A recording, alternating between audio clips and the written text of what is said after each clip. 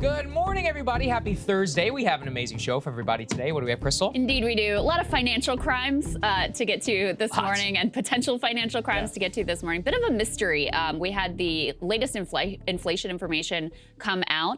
And before that data from the government dropped, in the minute before, there were massive market moves. So huge question of whether or not that info was leaked so that people could jump out ahead of the news and profit to their benefit. Also, the SEC charging some sort of social media influencers with manipulating the market. So we'll tell you about that. We also have new text messages from many Republican members of Congress who were very interested in Stop the Steal and overturning the election. These were text messages exchanged with then Chief of Staff Mark Meadows. We also have again, some new Elon Musk moves. He had originally said when he was taking over Twitter that he was not going to ban this account that shares the publicly available data about where his private jet is flying. He has now reversed course. He's also threatening to sue the 20-year-old who is running this account. So we'll get into all of that.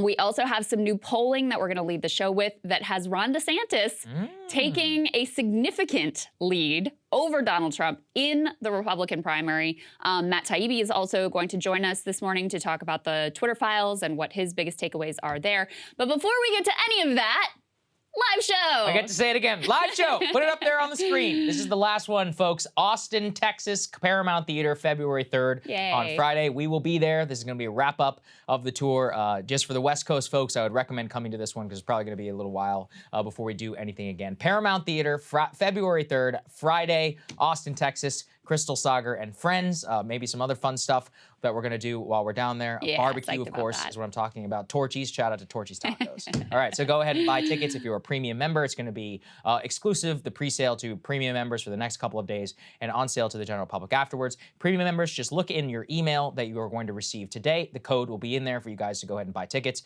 As a reminder, lifetime members, just go ahead and buy your VIP ticket, and then we will reimburse the cost for the last couple of live shows. We are working on the reimbursement currently. It will be credited to your account on the credit card that you signed up for your membership on. All right, enough with the... well, I have two more things to say. Please. Number one, very excited to come to Austin. Yes. We've been wanting to come to Austin for a long time. Yeah. We had an Austin show on the books before COVID hit, so this has been a long time coming. That's number one. Number two, you're welcome because this is obviously the perfect Christmas gift for the loved one in your life. So there you go. That's true. It was actually a little bit strategic announcing before the holidays, just in case. And it's right before Valentine's Day, the show. Anyway, I'll stop now.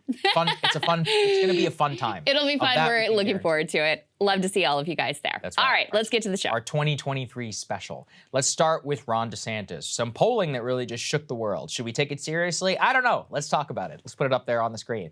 First and foremost was USA Today with a poll headline, Trump in trouble. Republican support for a 2024 bid falls amid political and legal setbacks. So what they point to is actually a double-digit drop amongst GOP primary voters who prefer Trump to Ron DeSantis. And in fact, they are now showing a lead for Ron DeSantis amongst GOP and GOP-leaning voters on a 2-to-1 margin. Only 31% said that they want the former president to run, while 61% preferred some other Republican nominee who could continue the policies that Trump has pursued. 2/3 of those Republicans said that they were inclined specifically to vote for Ron DeSantis by a 56-33 margin. There's no way of getting around that. It's a disaster for Trump.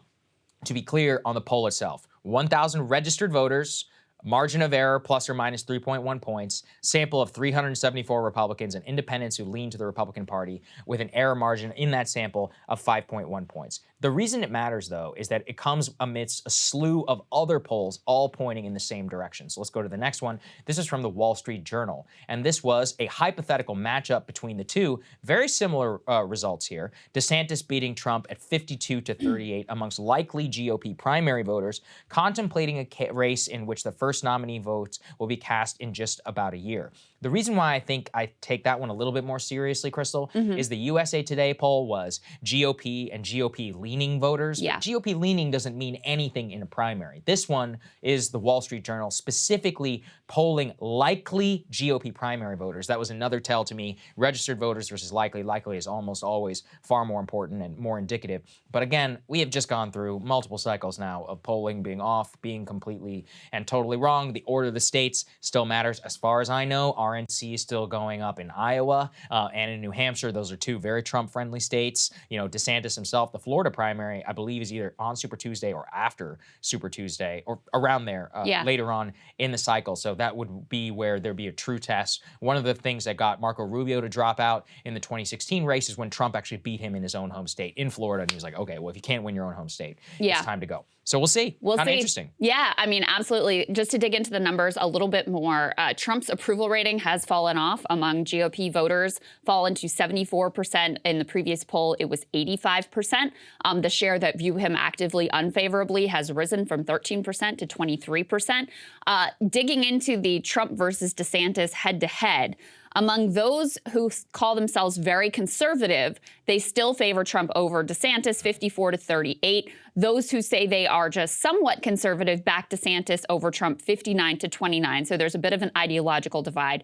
There also is an education divide, which continues to be really interesting. Trump beats DeSantis among those with a high school education or less, while DeSantis does better among likely GOP primary voters who are college educated. So you can see there's also a bit of an urban-rural divide. There's an education divide. And then there is also an ideology divide there. So all really interesting in terms of how the GOP base is sort of sorting itself out here. And let's go to the next one here because, as I said, it wasn't just one or two. We have now 4 different ones. So Marquette had DeSantis up by 20 points in a hypothetical two-way contest. The Wall Street Journal had him up by 14 points. The YouGov poll had him up by 5 points, and Quinnipiac +2.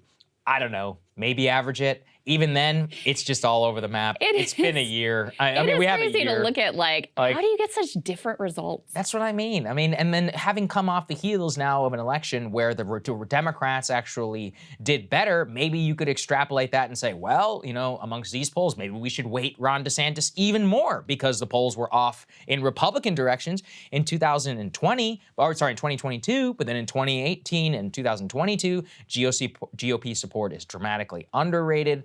Trump support in the polls was always way off. I mean, if we'll remember, New Hampshire, I believe, which he won like in a blowout in 2016, they had it much tighter. Also, I also recall when he was winning 40–50% of the vote in some of the later primaries that were happening in Wisconsin and Nevada and elsewhere, Trump was back in 2016. So the polls actually understated a lot of his support. Some of that had to do with momentum. I mean, look, I think we've all been through enough cycles here to say, hey, who the hell knows? If I'm Ron, though, I'm probably feeling better than I was before. Do I revise some of my analysis? Honestly, maybe, but I'm just at a point now, Crystal, where until the votes get cast, I just have no idea.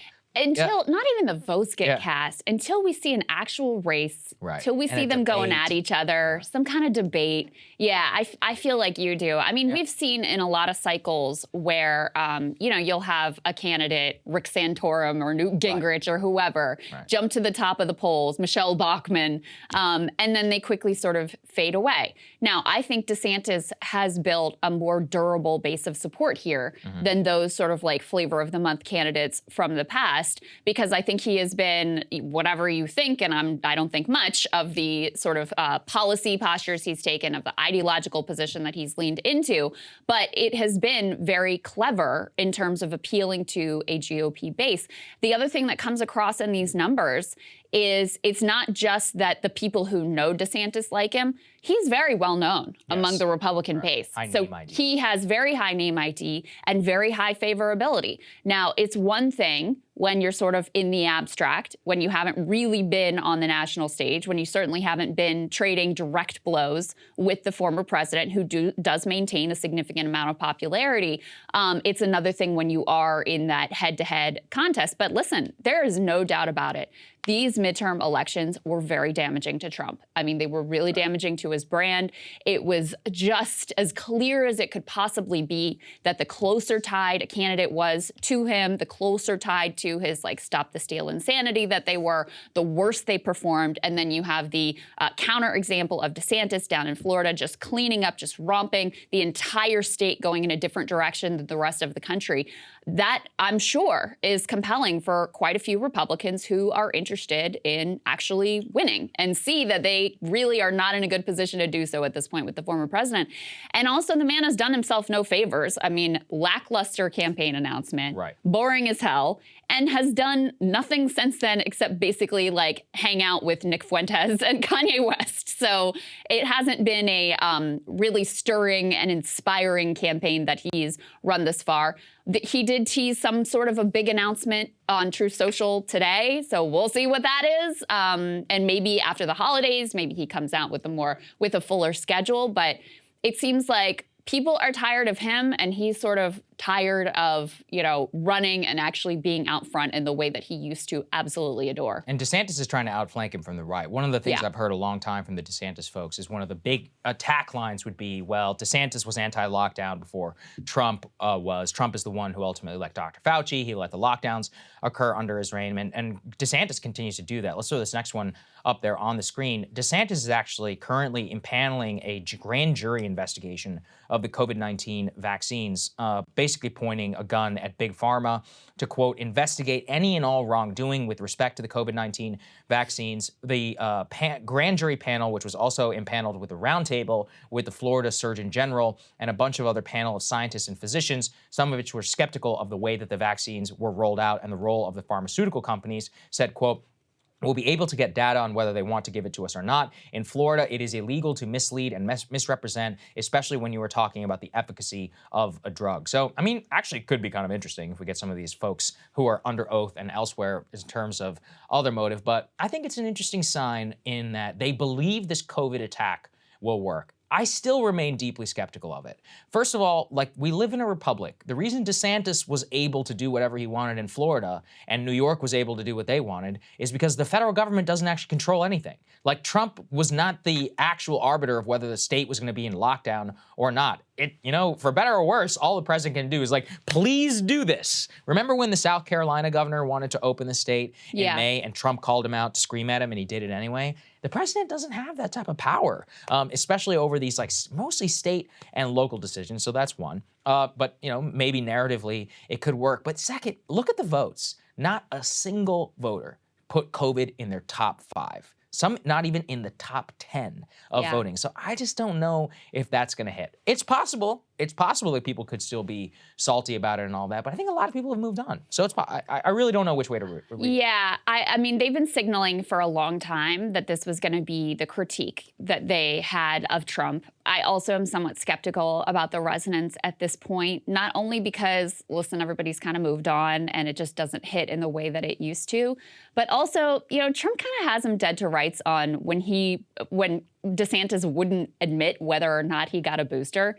And things like that, like putting him on the spot over, he ends up looking very sort of slimy, very disingenuous. It ends up being very clear, like, oh, you're posturing because you think this is the right political move to ultimately make. It was interesting to me to read the back and forth in this NBC News article from people in Trump's orbit who would talk to them and then, the DeSantis view. But you had Roger Stone, who told them prior to this, DeSantis' position was identical to Trump's, and he advocated the efficacy and safety of vaccines. That's his record. You have someone else saying, this is a shot across the bow. We know exactly what Ron is up to. We had another one who said, the fact is we've seen this coming for a year, ever since Ron started to get anti-vax. Yes, there's a portion of our base that is anti-vax, and some people could walk away from Trump over it. That's why Ron is doing it. It's so transparent. The official, Stephen Chung, who's an official spokesperson for Trump, said in a written statement that, quote, after China unleashed this deadly virus onto the rest of the world, President Trump's administration worked tirelessly to secure medical equipment to save the lives of Americans who were infected. Operation Warp Speed was a once-in-a-lifetime initiative that gave people the option of utilizing therapeutics if they wished to do so. He also fought against any attempt, as you were saying, Sagar, to federalize the pandemic response by protecting every state's rights. So that is their line. That's the way they're playing it, is like, number one, this dude was saying the same stuff as we were until he decided there was a political move he could make here. And number two, Trump is apparently very, and I think justifiably so, proud about Operation Warp Speed. He sees it as a significant accomplishment of his administration. And so he sort of has stubbornly refused, even when he's been booed at times by conservative audiences, to let go of that or to let anyone ultimately diminish that. So maybe it is a point of vulnerability. Maybe it is an area where he's out of step with the base. Is it the sort of driving, controlling issue, the way that, say, like the Iraq war vote was ultimately for Hillary against Obama? I'm not sure. And it's also, the record is a lot more mixed and a lot less clear cut than on something like, did you vote for the war or did you not vote for the war? Very well said. And finally, though, and this is a point against Trump, and this actually, to me, might be the most salient one. Put this up there on the screen. Every poll out there shows us that Americans have little appetite for a Biden-Trump rematch in 2024. It is possible that the GOP, and maybe and I say this with extreme skepticism, has reached a point of exhaustion with Trump. And given the electoral consensus where there was a major pushback against Stop the Steal and Trump MAGA-style candidates, that they could have just said, well, maybe I'm done with them. Again, I just remain skeptical. Many of the people and others that I've seen back Trump, some of the things that they love the most about him are part of the reason the broader electorate has objected to him. They like the trolling, they like the tweets, they like, everyone's like Trump, DeSantis is Trump without the X. I mean, in my experience, like the X is the only thing that they really love the most about Trump. I don't think they give a damn about the policy either way. Yeah, I agree. Anytime you meet a really diehard Trumper, they will twist themselves into knots about why, like, when he did something that was bad, it wasn't his fault. It was John Kelly or something like this. This is why Blue MAGA is like that too. Yeah. Like Blue MAGA, they do the same thing. Like, oh, it's not on Biden. That's, the people behind him forced his hand. It's like, these people they have agency. He was the most powerful man in the whole world. Like, he ultimately was the one who decided. So maybe they've come to my thinking. I have yet to, though, see any real evidence of that. Yeah. We'll see. And the other part of that poll about the Trump versus Biden rematch is like, ultimately, though, they're like, yeah, if he's the nominee, of course I'm going to vote for him. And the Democrats, too. I mean, actually, there's a large majority of Democrats who want to move on from Joe Biden, continue to want to move on from Joe Biden, even after, a better than expected midterm result. Really, I mean, it's sort of a low bar, but really a sort of historic result in terms of modern midterm outcomes for the party in power. But people are still like, the thing with Biden is, I think is I would like it to be an ideological critique of him. It is more of a style critique of, this guy just seems really old and I'm just not sure that he's up to this job anymore. Maybe we should get some new blood in here. Seems reasonable, in my opinion.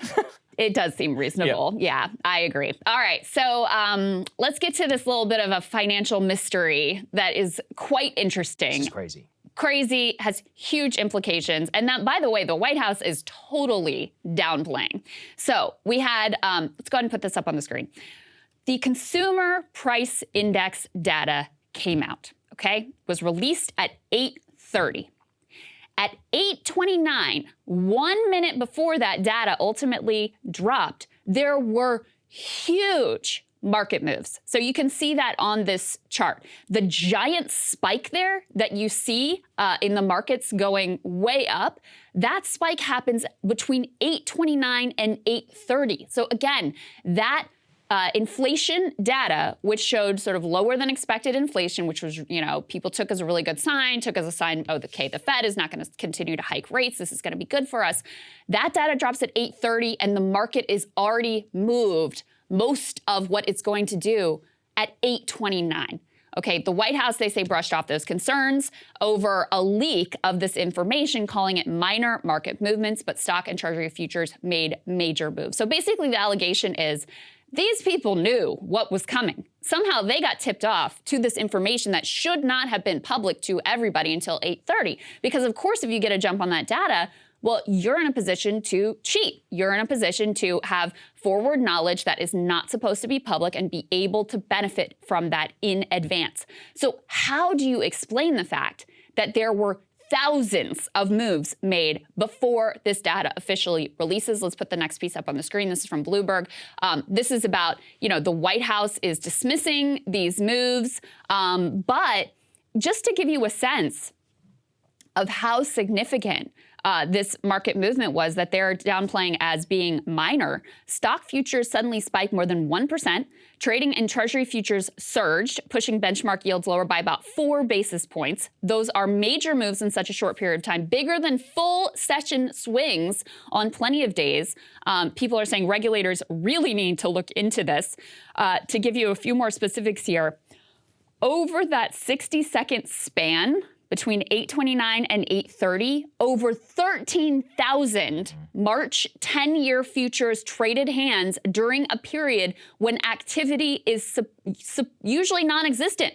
So 13,000 futures traded hands, when normally that number would have been pretty close to zero. So listen, somehow they got word of this beforehand. That is certainly what it looks like. They asked the agency that puts out this information, and what they said, Sagar, is like, listen, to our knowledge, there was no leak, but by law or by regulation, we have to distribute this info to a variety of government officials. So the idea is somebody's getting paid to give out this information early, or they're having somebody buy for them ahead of time so that they're able to get a jump on the information too. But somehow the word got out there. It's just no other explanation for this. What bothers me is actually the lack of media scrutiny on this. So I actually recall a really crazy example was when Trump was president. So the president by law actually gets the BLS numbers early. And he tweeted something where he was like,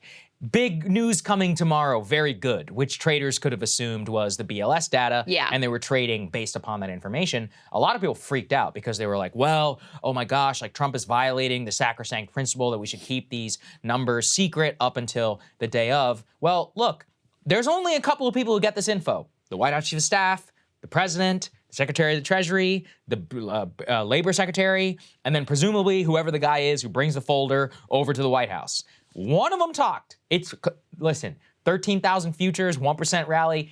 It doesn't happen. Yeah. These people, you think they're gamble multi-billion dollars based upon nothing? They're not that stupid. They know what they're doing whenever they want to make a shitload of money. And so I'll look at this. It is so clear that there was some leak. And I think it's insane that the White House is not attacking this. Because here's the thing. Maybe it wasn't Biden, but maybe it was. Maybe he was on the phone to an advisor. And he was like, hey, we got great news tomorrow, to a friend, to a family member, someone just saying, we got great news coming out tomorrow. Known for not having rhetorical I'm so discipline. excited. CPI is going to show X. That person calls a broker calls someone, next thing you know, the word is out on Wall Street. That's a federal crime. That's insider trading. Like, you have to go to jail. And I'm not even saying that there was necessarily nefarious intent. Somebody overhears something here, somebody overhears something there. You call somebody because you're privy to something. That's a major violation of the chain of custody on sacred information like this, which trillions of dollars in market value can be won or lost based upon it. But it also, and again, we're not saying this is just pure speculation. We don't know who it is, but it also very well could have been nefarious though, because there's huge amounts of money at stake here. And so if you're someone who's sitting there on a government salary, and a lot of these people feel like they should be, as rich as the Wall Street ghouls that they're hanging out with, this is, an opportune pass to get a little bit of a tip out there and be able to cash in to better yourself, as Dan Crenshaw might say. That is a real possibility too. But you have to get to the bottom of this, because this is as clear as day. And it wasn't just like, if the word gets out to one person, then it's going to be hard to see huge market movement. But when you had, the bulk of the movement on this news happened before the news even came out. So it wasn't just, one or two people got word. This information was apparently widespread. That's really the only explanation for what happened here. And the lack of curiosity from the White House, the lack of a desire to get to the bottom of, how this happened and how people were able to get a jump on this data coming out at 8:30 is really stunning and really, really bad as well.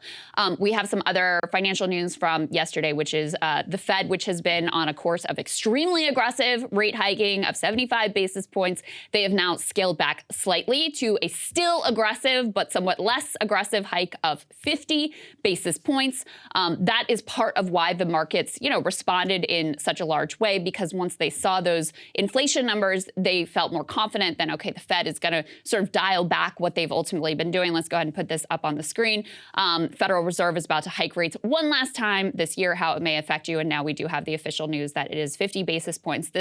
And I also saw Bank of England this morning made a similar move. There are other European central banks that made a similar move and they're all sort of following suit in the same direction. This is important for a variety of reasons. Obviously, we've had a lot of concern here about what the Fed is doing and how it may ultimately impact your wages, your job, your ability to buy a house, all of those things that, enable you to live and live decently and not be so stretched thin at the end of the month. Let's go ahead and put the next piece up on the screen. This is the substance of what was in those inflation numbers. They did slow more sharply than expected in November. Their description here from the New York Times is that this is an encouraging sign for both Federal Reserve officials and consumers that 18 months of rapid and unrelenting price increases are beginning to meaningfully abate. So we had a 7.1% inflation, which, you know, I do have to say, 7% inflation, it's still a lot. I mean, I don't want to sugarcoat it. Things are headed in a better direction, and that is important. But people are not getting wage raises. Like, they're not getting raises to compensate for this amount of inflation. So it continues to be very difficult for people. Yeah, I hate whenever people are like, great news, it's still only inflation at 7. I'm like, yo, 7 is still really high. Yeah. Anyone else still go to the grocery store and still can't imagine like why stuff costs as much as it should? So, I mean, I'm pretty sure that's not just gonna go away. One of the things that we really learned from the election, which I think is very heartening, is that people were like, well, this really sucks, but I need to go and vote for somebody who's gonna do something about it. Necessarily, they're not just gonna blame the president or whomever just for being in office and presiding over a really bad economy. They wanna hear real stuff. That was interesting, but we still can't take away the pain. Like, there's a lot of pain that remains out there. I actually just saw yesterday the savings rate as an all-time low. Advertising is taking a massive hit, also indicating that retail sales are not catching up with where they traditionally should be. A huge amount of retail sales happen right now because of Thanksgiving and Christmas during the holiday season. Massive amounts of profits not going to the direction where they should be in a traditional boom year. So you can just see that, yeah, okay, unemployment, it's not great, not bad, I mean, but inflation eating away at wages and earnings and housing, like, it's one of the most wonky and, in my opinion, like, structurally biased economies against, I won't even say working class people. I'm gonna say like all the way up to straight middle class. Like upper middle class and onward, like, you're good as long as you make over 100 grand. But the vast majority of the public, let's say 65% or other, like, basically the economy's rigged against you right now. I totally agree with that. Yeah, and I mean, something we have really tried to focus on is the housing market. Right. Housing has never been less affordable, and the Fed really unable to deal with the core issues that have led to this inflation to start with, which is, I think, why it's been so sticky and so hard to deal with, because we aren't actually using any of the policy tools that would require legislative or executive action in order to deal with those issues. So anyway, that's the picture as best we know it right now. You got some good old-fashioned Wall Street rigging and government collusion and corruption that the White House is apparently content to basically overlook. And you have the Fed continuing their march towards higher rates and potentially destroying your livelihood. That's where we are. Okay, let's go to the next part. This is such a fascinating story that we thought paired really well with the CPI. So we did that recent segment with CoffeeZilla. He's been exposing a lot of scammers. And it seems the SEC is really waking up to some of the pump and dump schemes that are happening online. So this focuses 8 different social media influencers now been charged with the SEC for manipulating and banking almost $100 million. Let's put this up there on the screen. 8 of the social media influencers from across the country, Texas, California, New Jersey, Florida, were charged with a pump and dump scheme in which they, quote, cultivated hundreds of thousands of followers on Twitter, in stock trading chat rooms on Discord. 7 defendants purchased certain stocks and then encouraged their substantial social media followings to buy those stocks by posting price targets or indicating they were buying, holding, or adding to their positions. However, when share prices and or trading volumes rose in the promoted securities, the individuals regularly sold their shares without ever having disclosed their plans to pump securities while they were promoting them. And the defendants used social media to amass this following and resulted in fraudulent profits of approximately $100 million. Just to give you an idea of exactly what some of the tweets that some of these gentlemen were engaged with, our producers went ahead and pulled my personal favorite. Let's put this up there on the screen. Mr. Zach Morris, quote, "I love pumping." Okay, could go a lot of different ways. Admission there. Yep. A little bit of ambiguity, not though whenever you pair it with the SEC complaint. Also, our producers did a phenomenal job and pulled these text messages, which are just so hilarious, that give you an example of how brazen that these guys were. Let's put this up there. So they literally go and say, "If you didn't bank with the gang today, IDK, what's wrong? I gave this alert on Twitter. Hope everyone banked on this one. Did exactly what I said. And then new high of the day. I didn't want to just keep talking about it. All right, goblins, I'm out for the day. Everyone should have banked with me on this initial call. Love you guys. I'll see you all tomorrow to make stupid money with all of you again. Next, I'll never get sick of pumping, quote, money into my followers' bank accounts. Let's all get rich. Next, every member of the admin have the same goal. Get as many people away from the 9-to-5 slavery into the area of financial freedom and FU money. Our gains are seeing stories of our others paying off debt, and banking is much more rewarding. Next, congrats to all the longs that banked with me on this one. I know I called it right as the market opened. If you caught this one, you should be thanking me now. And then the final, next week, I'm going to have a nice one for us. I promise. I might even say something along the lines of get a P word, we're going to go the moon. Wow. It really is like stunning in how brave, like You're personally, Sagar, I really can't imagine, buying or selling stock based on the word of such morons like these guys. Like, I fucking hate these people. I'm sorry I don't drop F-bombs on this show, but this is disgusting. Yeah, it's terrible. Disgusting. I mean, they literally banked over $100 million while doing pump and dump schemes, including penny stocks. The SEC is suing them for all of their ill-gotten gains and seeking a ban on securities trading for all of them. But it's really gross, and one of the reasons why I like this enforcement action is, like with FTX, a lot of this is happening online, not just in the realm of crypto, with these influencers and others. And there are young dudes, mostly dudes out there, well documented at this point, who look at this and look exactly at the manipulative language they use. Get rich, escape the grind, escape the 9-to-5, pay off your debts. Don't be a P word. Yeah, it's like, that's really bad. You know, like trying to appeal to the macho ego and like, you know, don't be emasculated. If you want to get in, like get in. And I mean, this is the thing that makes me so disgusted with these people. First of all, there's nothing new about this. It's a classic pump and dump scheme. Yes. It's just using social media, and it means that you have a wider reach, so you can prey on people who are particularly vulnerable. I mean, you know, we got asked this question actually that we answered at one of our live shows about why it seems like it's mostly dudes who are in crypto. And the best answer I can come up with is, as a society, generally, what we put out to men is, to be a real man, you have to be able to provide. And then we have systematically undercut the ability for men, and women too, but for men in this particular instance, because this is like the societal core value, to be able to provide for a family, to be able to get that house, to be able to get that life that you're supposed to be able to achieve. And then you also have, layered on top of that, a complete lack of trust in the established financial system, understandably so, especially after the financial crash. And it's made a lot of people vulnerable to, like, hey, I have this secret special knowledge, and if you just do what we do, you're gonna be on the right side of things, you're gonna be able to make this cash, you're stupid, you're a pussy if you don't do it.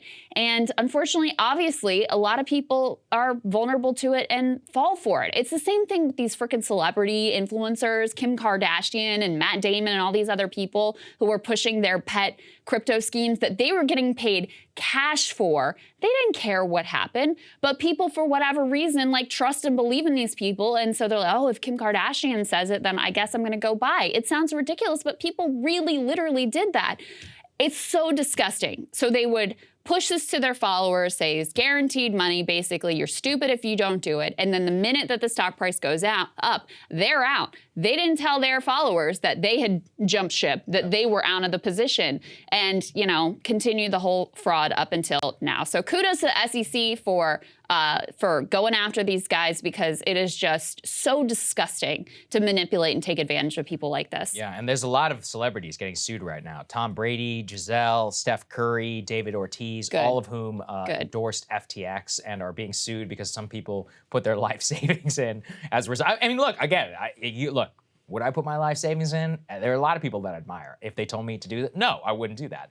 That said, some people did listen to them, and you do have a responsibility. And that's why, you know, anytime you do talk about securities and all this other stuff, you're supposed to be like, this is not financial advice, could be a risk, you know, et cetera. But even then, it's really gross. I'm glad that we had the text messages and more. I wanted to just expose to you that there's a lot of these online scams who are out there. Our audience, obviously, they're getting the news online, so you may well fall victim to this just like anybody. Or you could see some of this deceptive advertising and other. And if you do see it, you know, just know that at least somebody is taking it seriously and going after them, because it's been just such a Wild West environment for too long. And it's not a sign of, like, weakness or personal failings or whatever to fall for these sorts of things. Like humans, every human has a sort of psychological vulnerability. And what good con artists do is they're able to exploit, to find exactly where you're vulnerable and be able to exploit you. And so even, you know, the ones that like don't land for you, even as you can look on the outside and be like, that's ridiculous.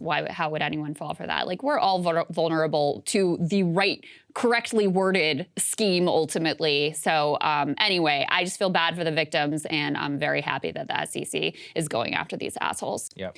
Speaking of assholes, we have new text messages from, I think it's like 34 different Republican members of Congress over the course from like Election Day through January 6th, where they were text messaging with then Chief of Staff Mark Meadows and trying to come up with some kind of scheme to get the election results overturned, floating all sorts of wild conspiracy theories. Hey, Eric, if you could actually put the second element up first. Let's start with the second element here, because this was the original story from TPM here. They got a hold of these text messages. The headline is Mark Meadows exchanged text with 34 members of Congress about plans to overturn the 2020 election. The one that is getting the most attention, both for its extremism and also for its poor spelling, is from a Representative Ralph Norman of South Carolina, who texted on January 17th, 3 days before Joe Biden was set to take office. So this is after January 6th. This is when Biden is about to be sworn in. He texted, quote, Mark, in seeing what's happening so quickly and reading about the Dominion lawsuits attempting to stop any meaningful investigation, we are at a point of no return in saving our republic. 2 exclamation points. Our last hope is invoking martial law, which he spells like the way that Marshall Kosloff, our friend, spells his name, not like the way that you're supposed to spell it.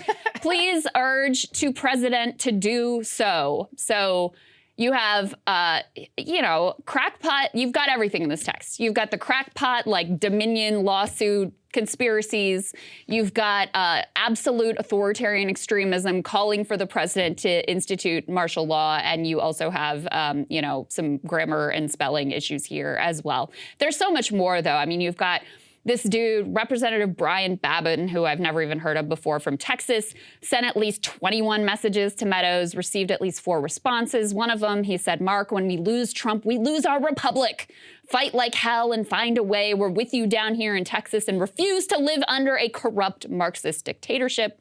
I wish that Biden was actually Marxist. I would like that better. Gosar says, when is the 40 days up? What date starts the clock? November 3rd. If it is, then it is December 18th. China bought Dominion in October for $400 million. If that's not interference, then should have a report with details and specifics. This is a member of Congress, literally referring to an unhinged conspiracy theory that was floated by Alex Jones on InfoWars, okay? That's the level of correspondence that we're talking about here. And then one more to give you a little more color here. Jim Jordan, who is very, you know, powerful, well-known, et cetera, he was actively, you know, collaborating in terms of trying to get Vice President Mike Pence to overturn the results. And, you know, obviously that's sort of like what January 6th ultimately centered around.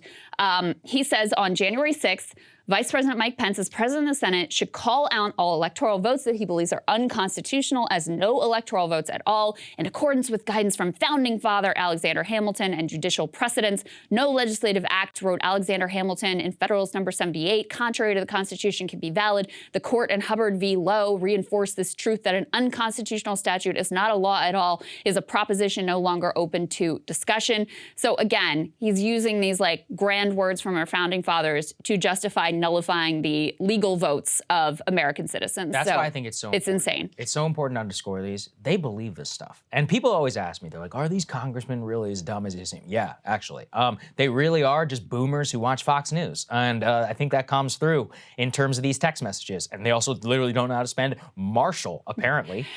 The man is literally a lawyer. Kind of amazing. Oh my God. When you look and you watch all of this over, I think it just goes to show how deep the brainworms were. And we have tried very hard to not split the difference, but to like tell the story of Jan 6. Like, we're like, look, it was bad. It's probably some feds involved. Definitely wasn't enough security at the Capitol. Is it a world-changing event that inspires a new domestic terror law? No.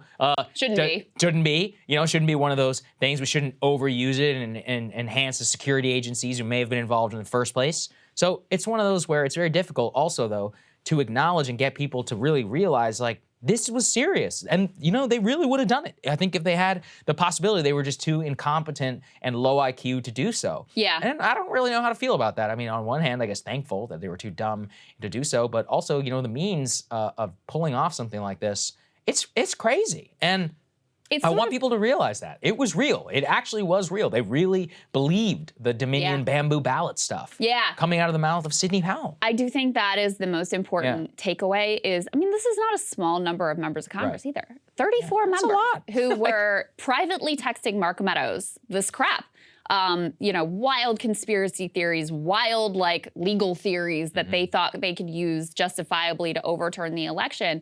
And so, you know, it's always been difficult to adequately explain January 6th because on the one hand, obviously it wasn't going to work. It didn't come close to working. It was bumbling. It was ridiculous. The court shut every lawsuit down that they filed. Like every single one of them was absurd on its face. So you're like, it was so incompetent that it didn't actually really pose the threat that they wanted it to pose. But make no mistake about it, like they genuinely wanted to overturn the results, right? There was full will available, just lack of capability. I mean, it kind of, obviously I got like obsessed with this Reichsbürger German coup plot thing, but there are echoes there because this group of like a fake prince and his 25 allies or whatever, like they're not going to overthrow the German government. That doesn't mean they didn't have real plans to do so and could have caused some problems and could have caused some violence and some mayhem, et cetera. So I think that's what comes across in these text messages. We have a graphic too that has some of them that we can put up on the screen there that just shows, you know, some of the back and forth. This is some of the ones I read, you know, when we lose Trump, we lose our republic, some of the conspiracy theories. You've got this dude, Mike Kelly, who's a Pennsylvania congressman, saying we're suing the Pennsylvania Secretary of State for her illegal meddling in this election. Let me know if there's anything I can do to fight these MFers in Pennsylvania. Our president is heroic. Thank you for all you've done. Please tell the president just how much he's loved and appreciated in Pennsylvania. So anyway, gives you a little bit of a flavor of what was going on behind the scenes during this crucial time and very tense time Good luck period. winning an election whenever this stuff is all out there. And as voters showed you, they don't agree with you and are not willing to look past it, of which, you know, I really am heartened by. Yes. Okay, let's go to the next one.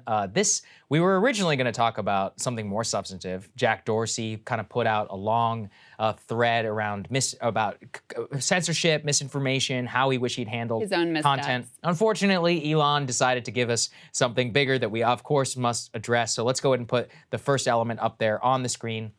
Musk is now threatening legal action against the Twitter user who tracked his jet and has actually suspended the ELONJET account along with automated accounts that track the jet locations, not only of Elon, but of Bill Gates, Jeff Bezos, and other large private jet accounts. Now, Elon's reasoning here is that real-time posting of somebody's information is now going to be considered doxing by Twitter's terms of service and will be suspended as a, quote, physical safety violation. Quote, posting locations someone traveled to on a slightly delayed basis is not a safety problem, so it is okay. As in, afterwards, it's fine. His reasoning is that last night, a car carrying his son in Los Angeles was followed by a crazy stalker, thinking that it was Elon, who later blocked the car from moving and climbed on top of the hood. Legal action is being taken against Sweeney and organization, Sweeney being the person who ran many of these accounts, and any organization supported harm to his family. The reason why that this is getting some attention is because on November 6th, he said, quote, "My commitment to free speech extends even to not banning the account following my plane, even though that is a direct personal safety risk." Crystal and I were talking about it this morning. Can anyone sympathize with a man who would want to do anything in their power to protect their family, especially after one of their small children is attacked? Yeah, I certainly can. That said, this was directly held up as a free speech absolutist position And while I do sympathize with Elon, he is worth some $300 billion, and I'm certain has some security around himself, around his children, around his multiple ex-wives or baby mamas, whatever that you want to call them.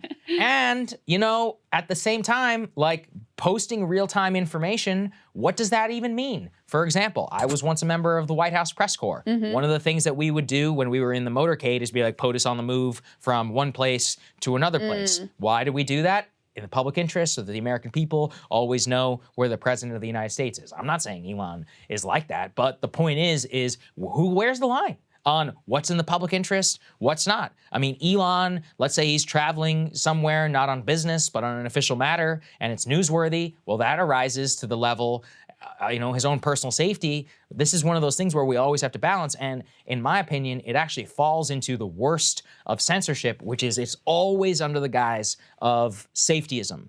People think about, you know, all the banning of the dead naming and all this other, they're like, oh, this is about safety. What does that even mean? Protecting people's lives, etc. It's BS. It's completely within the eye of the beholder. So this is exactly why it shouldn't be in his hands. He just rewrote the rules literally a day later. And I get it. I sympathize. If I was a father, I probably would try and do the same thing, but this is exactly why it really shouldn't be in his hands in the first place. Stop waiting for the right oligarch to come along to save you on free speech, because it's just never going to happen. I mean, even if you are well-intentioned, which, you know, in my opinion, I don't think that highly of Elon, so I don't think that he is, but let's assume he has the best of you really want.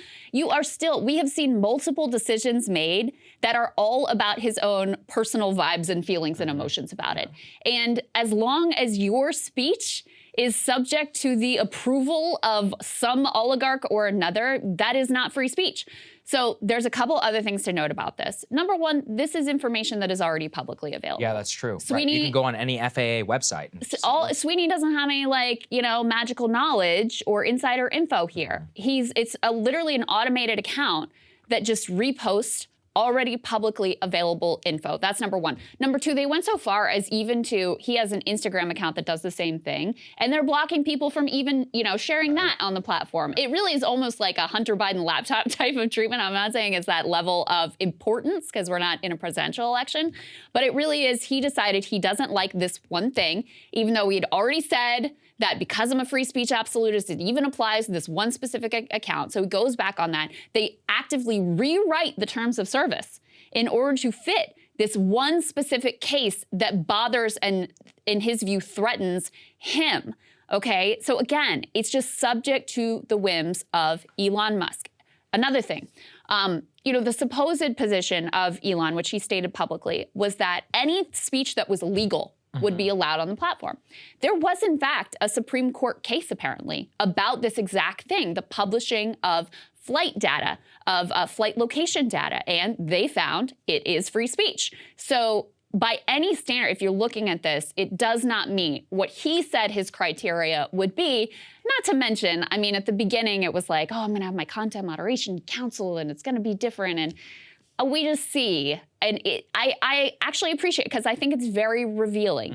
As long as these decisions are in the hand of some individual or small group of individuals or whatever, your speech is always going to be subject to the whims of their own proclivities and biases. I mean, to give you one more example about the like threats and the violence or whatever, Yoel Roth, who has become a villain in this story, and I think with some justifiable. Should be. I mean, he has an ideology that he pushed, and I disagree with what the policy he pursued with the platform was. But he's had to leave his house because of violent, potentially legitimate threats against him.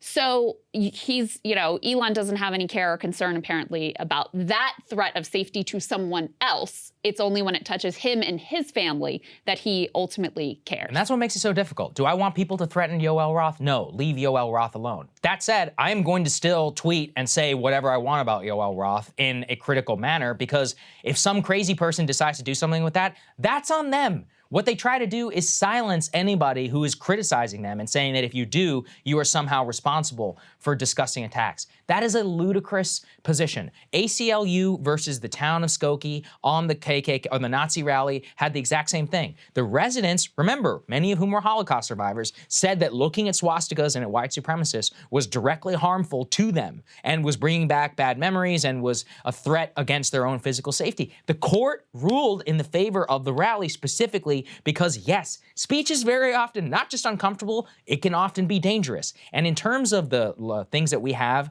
in our statutes around what imminent incitement of violence actually looks like, it doesn't look like this. So look, it just comes back to, he banned Kanye for posting a swastika. Do I look like a swastika from Kanye's anti-Semitic bile? No. That said, what he posted was totally within the bounds of free speech absolutism, and Elon just said, well, it made me incite to violence, so I decided to ban it, now on his own personal jet account. Also, I've never been on a private jet. I don't know anything about private jets, but is it really that hard to actually conceal? Or is it really just because when you own the jet and then you have to file paperwork, then that they can just align with that jet? Why don't you just charter a jet? Like, am I just thinking, too sensibly here, or is it just too easy to own your own jet, and that's why they don't all do it? I don't know. Again, I don't know anything about how this all works. I haven't really thought too deep about that. Fly commercial, and nobody knows where you're going. All right?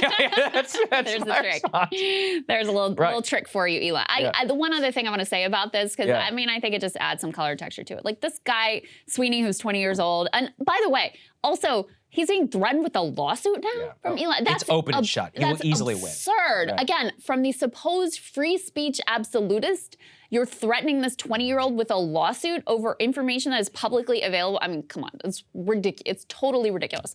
But this guy, apparently, the reason he started the account is because he actually was a big fan of Elon.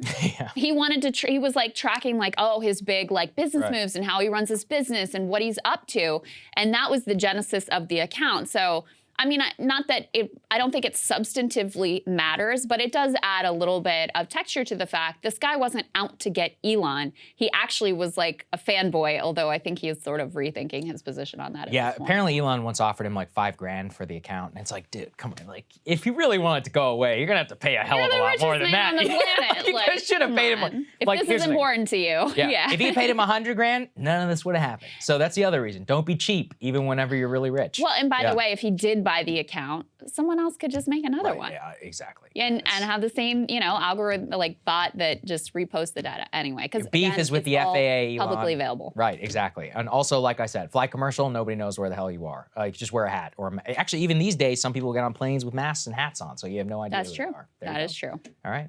All right, Sagar, what are you looking at? Well, I often say we're not a serious country. It's something that appears to have resonated with a lot of you. I think it codes in a way that you want.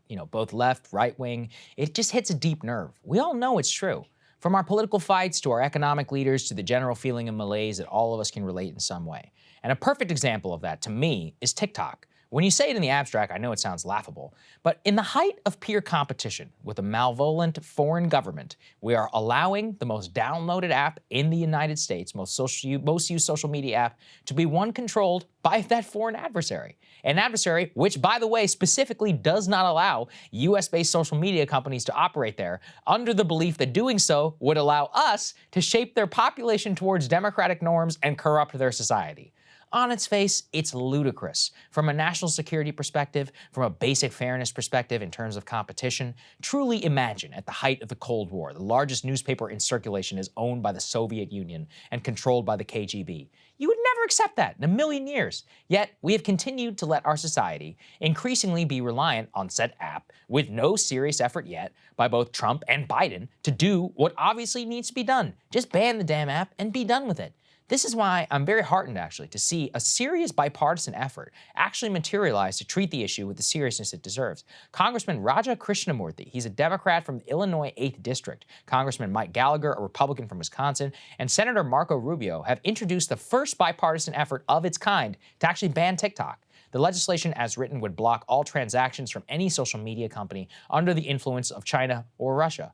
Now, it's worth noting the Democratic congressman language here. Quote, at a time when the CCP and our adversaries abroad are seeking any advantage they can find against the U.S. through espionage and mass surveillance, it is imperative we do not allow hostile powers to potentially control social media networks that could be easily weaponized against us. He adds, recent revelations surrounding the depth of TikTok's ties to CCP highlight the urgency of protecting Americans from these risks before it's too late. This rhetoric from the Democratic congressman is so necessary because the Biden administration right now is poised to fold completely to TikTok. A draft agreement seen 2 months ago would allow TikTok to continue operating in the U.S. with fake protections where some data is stored in the United States and some sort of fake auditor would be allowed to review their security practices. But it would still remain wholly owned and operated by Chinese parent company ByteDance. This is nothing but surrender on the issue, as we have now found repeatedly. ByteDance, through its control of TikTok in the United States, sees it as an arm of the CCP. The app has already been shown to have been used to specifically surveil and monitor the physical location of American citizens' data in a massive data gathering operation that had nothing to do with advertising. In other words, they were not collecting location data for any legitimate business purpose. They could only have been doing for foreign spyware purposes. The deal with the Biden administration appears to be going towards is a farce. TikTok has all sorts of fake practices in place right now where they claim ByteDance doesn't control them. But as we have seen from leaked recordings from inside the company, ByteDance and China controls everything about the app, according to the employees inside the company itself. All of this is happening while TikTok is literally eating the internet. Data from Cloudflare and Data.ai and Sensor Tower indicate TikTok's website was viewed more than Google last year. No app in history has grown further, past 1 billion users. And at least 1/3 of the entire US population uses it, 2/3 of all US young adults, and a sizable portion of those young adults say they, quote, use it almost constantly. On that, I think it's important to say this. I deplore kids and adults being glued to their phones, but at the end of the day, that's your right, as a parent and as a consumer. Banning TikTok does not mean in any way that technology or some other form can't or should arise in its place. In India, after they banned TikTok, clones were rampantly downloaded within days, and they're doing fine. The point here is about sovereignty. You may hate big tech and be suspicious of them.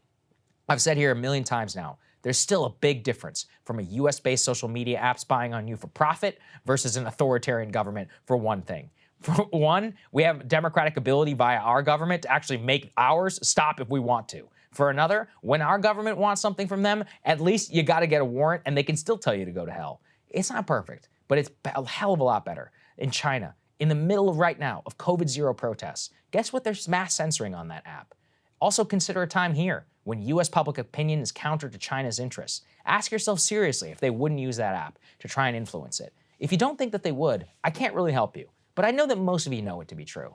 It's time to ban it and to applaud legislators actually trying to do so. Because if we don't today, it could be too late and Biden will let them off the hook. This is unacceptable. We really can't let it go. I thought it was really interesting to see Raja Krishnamurthy go ahead and sign on to this legislation, the very first bipartisan effort yet of its kind. Also, Senator Mark Warner has been asking some really tough questions on TikTok in the Democratic Senate caucus. So there does seem to be more of a bipartisan effort at this time, especially after a lot of these reports came out about the spyware. Am I right that I saw, I think, unanimous vote in the Senate to ban TikTok from being used by federal employees? That's kind of a messaging bill because we already basically have that in place. So if you work right now in any federal capacity, you can't have TikTok on your phone.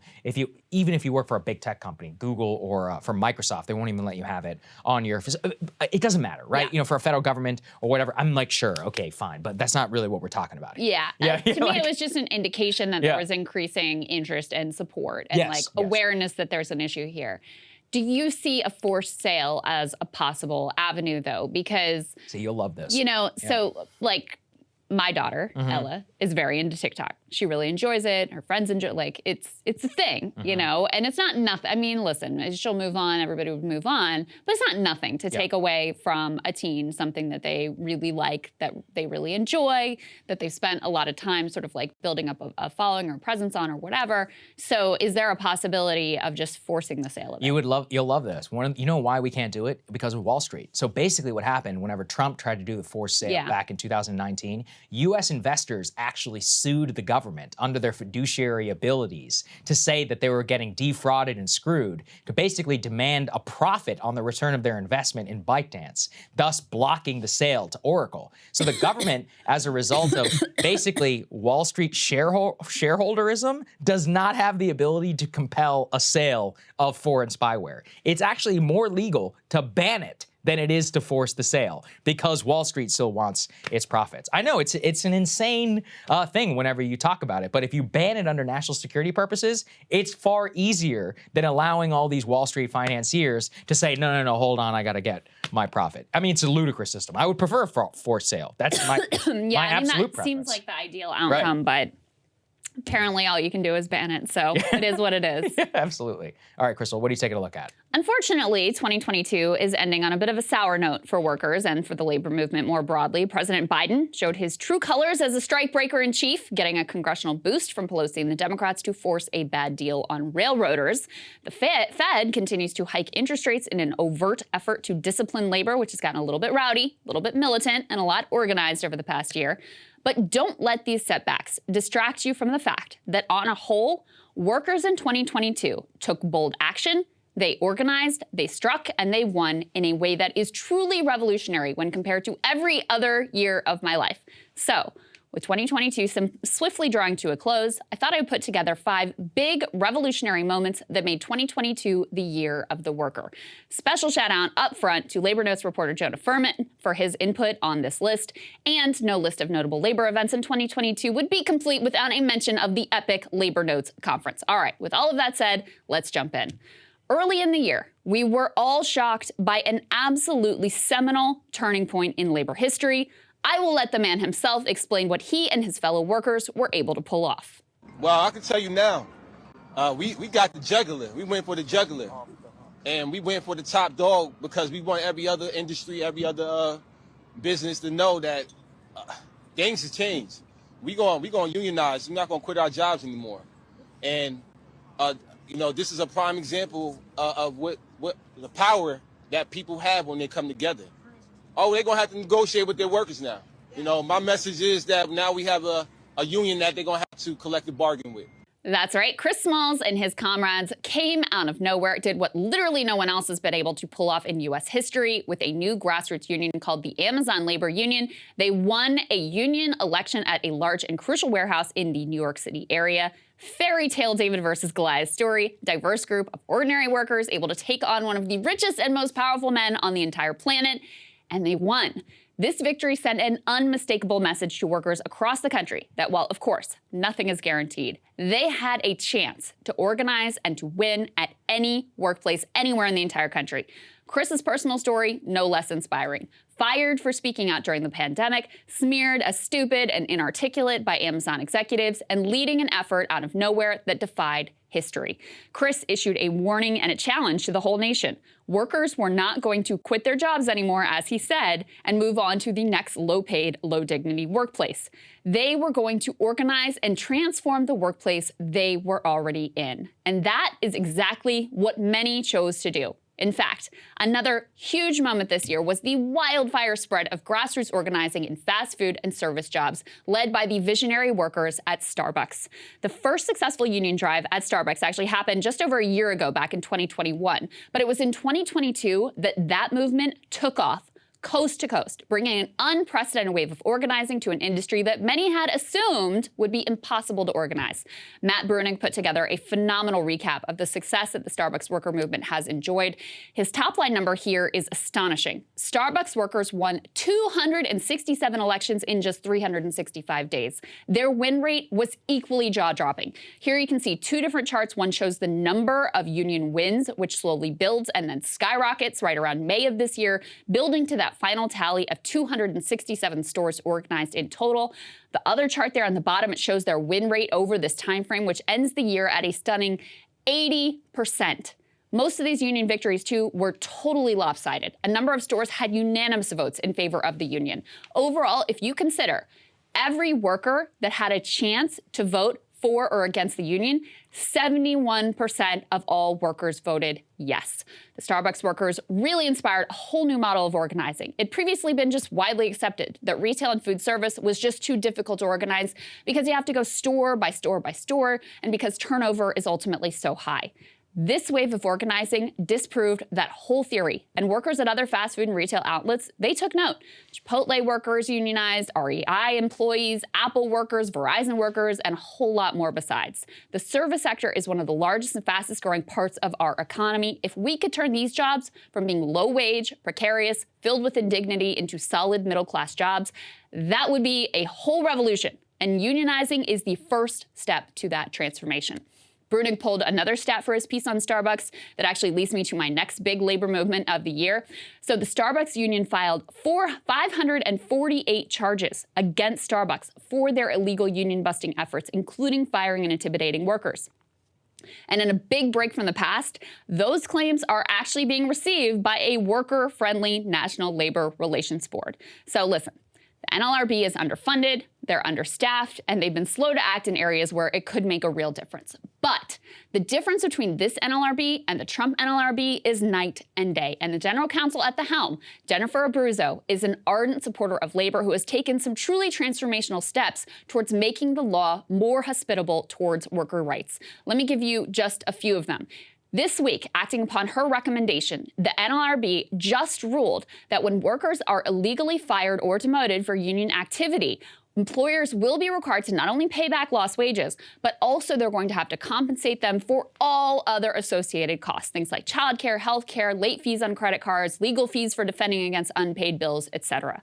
That ruling will make penalties on union busters sting just a little bit more and help to make those workers whole. But that is not all. Abruzzo also instructed the NLRB to consider captive audience meetings in which employees are forced to listen to corporate anti-union propaganda while they are at work. She wants them to consider those to be a violation of the National Labor Relations Act. Now, these meetings have been the backbone of every modern anti-union effort, so making them illegal, that would be a major step forward. Finally, and most radically, Abruzzo is looking to reinstate the so-called Joy Silk Doctrine, which would make it far easier for workers to be able to unionize in the first place. I'm not going to go into all of the details, but the top line here is that Joy Silk held if a majority of workers sign a card and indicate they want to join a union, the burden is then on the employer to prove in good faith that a majority of workers do not, in fact, want to unionize even after a majority has signed the cards. Joy Silk was critical in helping to even the playing field between unions and bosses. So for our fourth revolutionary moment, there has been a massive wave of democratic reform sweeping unions. Because listen, not all unions are created equal. Some are beset by leadership that has grown closer to the boss class than to their own membership. That's why it's been thrilling to watch the success of a number of reform movements at major unions just this year. At the Teamsters, members who were disgusted with Jimmy Hoffa Jr.'s capitulation to UPS rejected his hand-picked successors in favor of a new, more militant team. Sean O'Brien was sworn in March as the president of the International Brotherhood of Teamsters, and he is already taking on some major fights. In fact, he won his campaign for president of this major union on a promise to be more adversarial towards the largest single employer of the Teamsters, UPS. That contract is up next year, and a strike is absolutely on the table, so keep your eyes on that one. Meanwhile, over at the United Auto Workers, members took advantage of their first ever opportunity to directly elect leadership by backing a reform slate of candidates nearly across the board. Stunning rejection of the one-party top-down control that workers at that union had suffered under for years, with workers voting both for more democracy and for that more aggressive, more militant approach. Even the incumbent president there may ultimately fall. It's going to a runoff in January. Finally, railroaders are not nearly done fighting after being betrayed by Democrats and, by the way, by their own union leaders. In a stunning upset, rank-and-file members just ousted the leader of one of the largest rail unions, the 28,000-member-strong BLET. Now, this vote was a direct rejection of leadership's willingness to strike a bargain with rail bosses that failed to include the basic living condition improvements that workers so desperately need. But no year of the worker would be complete without workers taking action together, putting it all on the line and wielding what is ultimately their greatest weapon, their labor, as a way to fight back directly against the boss class. And this year had no shortage of workers taking to the streets to demand a fair deal.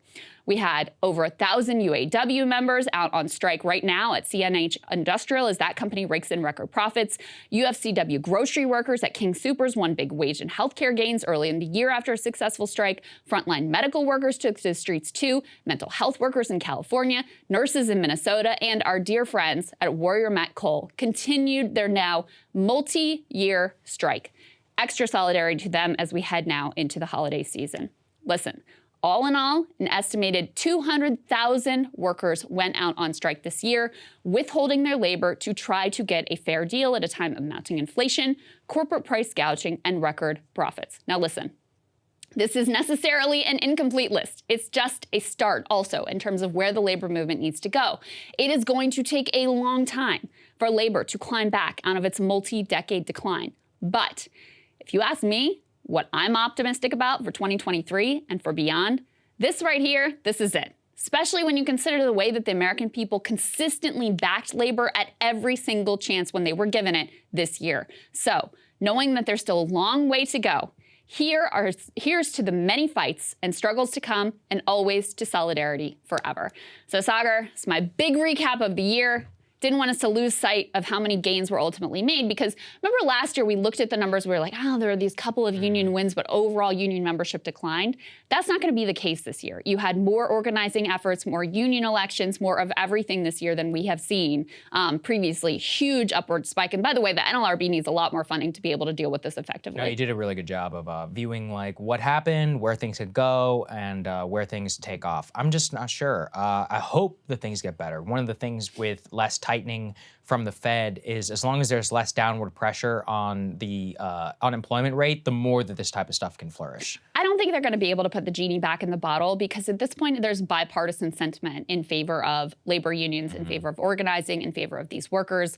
We saw with the railroaders, even when people were told if they strike, it's going to really hurt the economy, people were still like, yeah, but they should get what they deserve. Right, they should get a fair deal. They should get sick pay. So it is kind of a different world. And listen, frankly, Trump has changed the Republican Party in certain ways, where they are at least less vocally and ambitiously anti-union, at least some wing of them. And, you know, we can talk all about their cynical motivations, and all of that is certainly true. But it, I think, has helped to change the reality and the possibilities for the labor movement going forward. No question. I mean, the vote on the rail strike obviously was big. Also, the fact that a majority of the Republicans supported, not the representatives, the actual voters support both labor and specifically the railway guys. I think that was a big, you know, I don't know if you remember this. Joni Ernst, one of the reasons she voted yes is her brother actually worked in the railway. So the changing political dynamics of the people who actually work in this, and their own political valence, and family members of, you know, former union voters now, or union voters who are now voting Republican, who are like, hey, like, this is what's going on with us. I don't think you put that back either. So like familial ties, it also plays a big difference. Yeah, indeed. Absolutely. Cool. All right, guys, very excited to talk to Matt Taibbi this morning. He has been part of breaking the different Twitter files, revelations coming out of that company. Interested in hearing from him what his kind of main takeaways and high-level thoughts are on all of this. So let's get right to it. Matt Taibbi, always a pleasure to see you, sir. Good to see you as well, Crystal. So I was wondering from you, now that we've had, you know, your pieces come out, Schellenberger's pieces come out, Barry's pieces come out, what did you think was the sort of most significant, most troubling, most interesting revelations that came out of the quote-unquote Twitter files? I think there are two things that are the most significant. Probably the first one is what Barry did in her first thread, which basically just confirmed what everybody knew, but revealed concretely that there is such a thing as shadow banning, and not only does it exist, but they have an extraordinarily idiosyncratic system that basically allows these companies to have virtually unlimited control over the visibility of any account, person, hashtag, anything. They can dial it down all the way to 0, you can't be searched, and all the way up to amplified to the max. And she showed that, we're seeing the screenshots of things like Trends Blacklist. It's incontrovertible proof. The other thing, though, the thing that turns me on about this story is the proof now in writing that the government, specifically agencies like the FBI and the DHS, are not just generally making recommendations about content moderation. They are doing it at a micro level. Like, we're seeing tons and tons and tons of these communications that say the FBI flagged this, the DHS flagged that. They are buying information in bulk, analyzing it, flagging it, sending it back to companies like Twitter for moderation. And there's no question they're doing that. They're not doing it in pursuit of charging a crime. They're doing it because they are in the censorship business. See, I completely agree. We highlighted the Yoel Roth meetings with the FBI, the weekly meetings, in many of these cases with these security agencies. That seemed to be one of the biggest takeaways there from the story. On top of that, Matt, you got a tremendous amount of color. What was it like wading through their communications of just how capricious the nature of all the decision-making inside the company was? Did it astonish you, or did it just confirm what you thought? I think it's astonishing. I think it speaks to probably some groupthink sets in. In any environment where a bunch of people are doing the same job and you get inured to kind of the morality of what you're doing, you see all these communications where somebody says, oh, we got a flag from the state of California by way of the Stanford Election Integrity Project. Let's see, why don't we bounce that for 12 days and then reduce visibility part way? You know what I mean? Right. Like, they're making these decisions about, how much people can see, a certain piece of information. And they're doing it in split seconds based on almost nothing. Sometimes we see Roth doing like a Google search where he sees an NPR article for, a few minutes and then makes a decision. Like, that's crazy to me. The arrogance of that is unbelievable, I think. Yeah. One thing that Sagar actually brought up when we were talking about this piece of the government involvement is that it seems like a lot of these tools and this interaction was developed during the war on terror. And there was a lot of support and almost no pushback about them, interfacing with Twitter and other social media outlets to say, hey, pull down this like ISIS propagandist or this Al-Qaeda dude or whatever, like, let's get these people off the platform.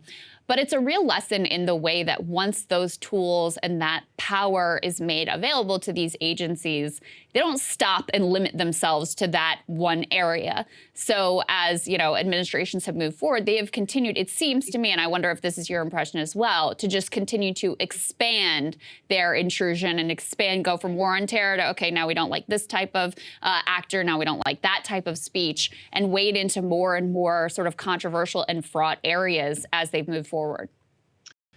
Yeah, absolutely. You can actually see the whole progression of what they began with in terms of what their mission was on the moderation front, and then where it's ended up.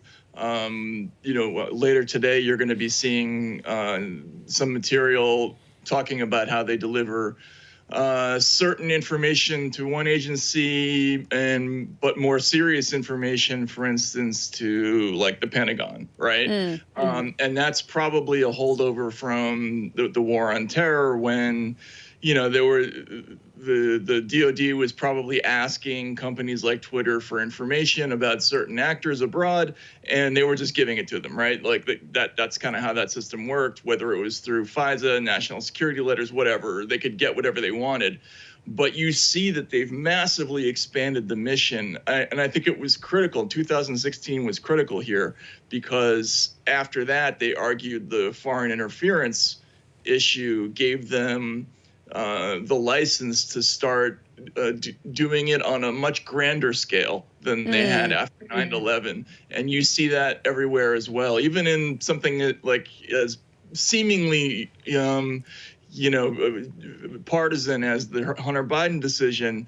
Lurking in the background of that is this fear that somehow the Russians are involved, so we have to do this or that. that's part of a lot of these discussions, and I think that's the justification for them getting down to, I mean, they're moderating tweets that have like almost no engagement, 2 followers. You know what I'm saying? Like that was so crazy. That's incredibly comprehensive. Yeah, and when we look at that, I mean, especially when I saw the FBI flagging specific tweets, and they were like, FBI flagged this, as if that means that they're supposed to be called to action. That shows you the apparatus has long been built. I mean, do we have any insight into any further apparatuses that were built post January 6th? Most of what you guys have focused on or released so far has been in the immediate aftermath, but the Biden administration collaboration post period has not yet been explored. Do you guys have any plans to release anything on that front? Yeah, we're looking at that right now. I mean, our methods of searching have kind of gone in different directions, and our access has been it kind of changed over time as we've refined this process. But they're back up and searching now, and what I think some of us, you know, myself in particular, maybe a couple of others, we're really trying to do is map out exactly where all that flagging comes out of the government and how it comes back to companies like Twitter. And one of the things that's fascinating is that there's just so many entry points for these, you know, this like FBI flag material. It might go directly to Twitter. It might go via somebody they know at the company, like, you know, the former general counsel there. It might go in bulk. You know, the FBI sends bulk requests for possible violative content. It might go through the Stanford Project. It might go through the Atlantic Council. There's a whole sort of geography of speech suppression that we're just learning a lot more about every day. Matt, can you talk a little bit more about the process? Because there have been a lot of like questions about how this unfolded. You just made a reference to like our access has changed. So how have you been working? What has that all been like? And what did you make of Jack Dorsey at one point, of course, former head of Twitter, had suggested that, hey, they should just make all of these files public and then journalists can sort through them, independent or otherwise, make of them what they will. What do you think of that suggestion? Well, we're caught between basically 2 different kinds of criticisms. One is saying you should release all of it, and I have some sympathy for that, right? Like I was a supporter of WikiLeaks, and you know, that approach is something that I understand. On the other hand, we're taking tons of flack for releasing people's personal information, even just names of people who were known to work at the company. Right. And so you never know when you're going to release a gigantic data set, whether, you know, there's something in there that's going to trigger litigation or, you know, like that's one of the reasons why you want to do it this way. I would argue that I think a good thing would be for journalists to at least take a first pass at identifying some of the key issues, and then I'm not opposed to that concept in general. I think it's an interesting criticism, but I do think you have to take into consideration the other thing as well. Yeah, I think that's totally fair. I mean, look, it's your scoop. You guys get obviously the first pass. That's really my final question is how much more do you guys anticipate on going through? And then even more so on the process, like, is it a searchable archive? From what I've seen, it's a lot of screenshots. So it must take a tremendous amount of research and just like sifting through to even find the biggest stories. Many people are curious. That's the only reason I'm asking. Yeah, it's kind of hard to describe. I mean, I think I'd be talking out of school if I got into it too much, but sure. I think people had this impression that we were sitting in front of a terminal and just had global access to every single document in Twitter's history. It wasn't like that. It's gone through multiple iterations. The first way that we did this involved a process that we discovered was flawed. I mean, as you know, there was somebody fired as a result of that, because the former deputy general counsel of the company was reviewing the material without our knowledge. Then there was another period where we were looking basically at a period of time because we wanted to investigate one story, which was how was Donald Trump banned. I figured we would see a lot of evidence of kind of government discussion there. That was one of the reasons I was interested in that. But so we only had a chunk of time and certain Slack channels that we were looking at there.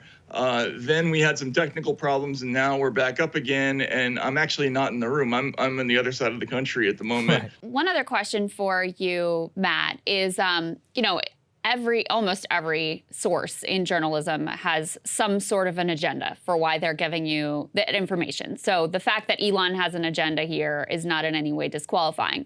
But given that you're sort of dependent on him and his process for what documents are ultimately able to review, how have you been able to ease your own concerns that what you're looking at isn't somehow cherry-picked or skewed or selective versus a more complete picture? Well, I mean, the minute I get the indication that I'm being played or something like that, I'll of course, you know, jump out of the airplane. I mean, but I haven't seen that at all. I've had no indication of that. Look, people keep bringing this question up. Well, you know, you're doing PR for the richest man in the world. And what about his motives, blah, blah.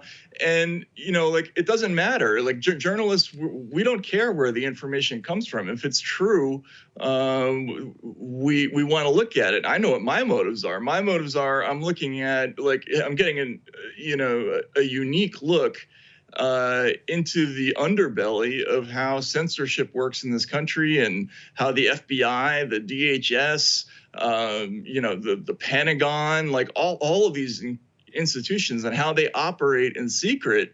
That's an incredible opportunity, and I know what I'm looking for. So it doesn't, I guess there might be motives that he might have, but that doesn't matter. For the integrity of the project, all we have to do is make sure that the stuff that we're looking at is true and accurate, and that we're drawing the correct conclusions from them.